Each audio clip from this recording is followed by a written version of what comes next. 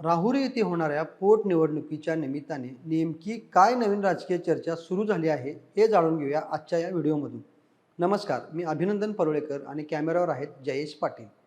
राहुरीमध्ये शिवाजीराव कर्डिले यांच्या निधनानंतर होणाऱ्या पोटनिवडणुकीसाठी भाजपकडून अक्षय कर्डिले आणि शरद पवार गटाकडून माजी मंत्री प्राजक्त तनपुरे यांच्यात सरळ लढत होणार असे जवळपास चित्र असताना मुख्यमंत्री देवेंद्र फडणवीस यांनी सूत्रे हाती घेतली आणि प्रबळ दावेदार असलेले प्राजक्त तनपुरे यांच्याशी दूरध्वनीवरून चर्चा केली आणि त्या चर्चेनंतरच प्राजक्त तनपुरे यांनी या पोटनिवडणुकीतून चक्क माघार घेतली।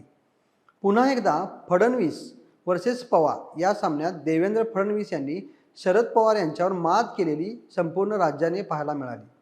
शरद पवार गटाला आपल्यासमोर काय चाललंय हे समजायच्या आतच मुख्यमंत्री देवेंद्र फडणवीस यांनी राहुरीचे मैदान आपल्या बाजूले करून घेतले होते।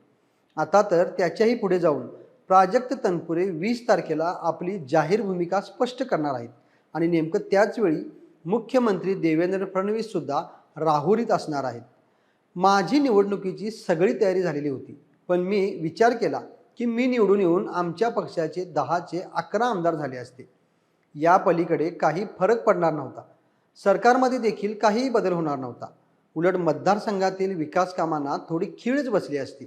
म्हणून सामंजस्याने थांबण्याची भूमिका मी घेतली। स्वर्गीय शिवाजीराव कर्डिले यांच्या निधनानंतर या निवडणुकीत एक भावनिक किनार देखील होती। माझी थांबण्याची भूमिका हाच खरं तर मोठा निर्णय आहे आणि उघड भूमिकेबद्दल मी आमच्या कार्यकर्त्यांचा 20 तारखेला मेळावा घेणार आहे, त्यावेळी भूमिका स्पष्ट करेन, असे मत राहुरी पोटनिवडणुकीतून माघार घेतलेले माजी मंत्री प्राजक्त तनपुरे यांनी स्पष्ट केले आहे।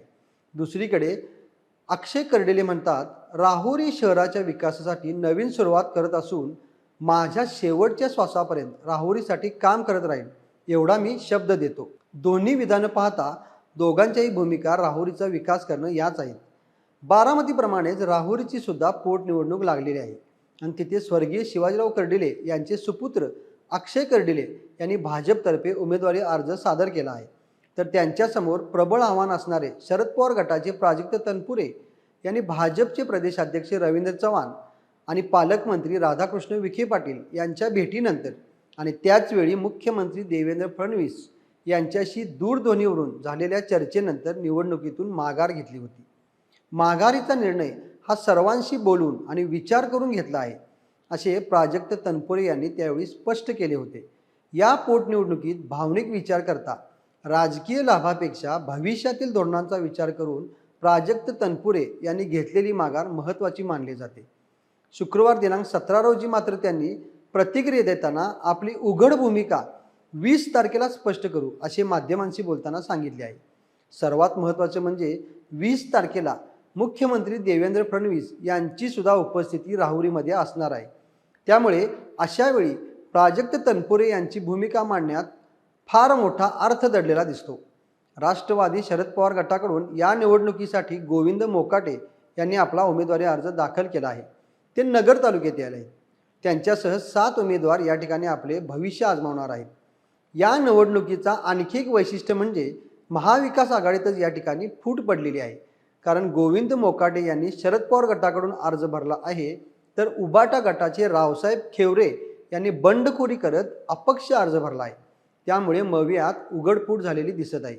या सर्वाचा फायदा अक्षय कर्डिले यांना नक्की होऊ शकतो। त्याच पद्धतीने विधान परिषदेच्या जागांसाठी सुद्धा प्रत्येक पक्षाकडून उमेदवारी जाहीर केली जाणार आहे। राहुरी विधानसभा क्षेत्रातील एक मोठा नेता प्राजक्त तनपुरे भाजपवासी होणार का, याबाबत तुम्हाला काय वाटतं? राहुरीमध्ये यामुळे भाजपला बळ मिळणार का? पोटनिवडणुकीत पुन्हा मवियेतील मतभेद किती ताणले जाणार? याबाबत तुमच्या प्रतिक्रिया आम्हाला नक्की कळवा आणि महा MTVच्या YouTube चॅनलला सबस्क्राईब करा। धन्यवाद।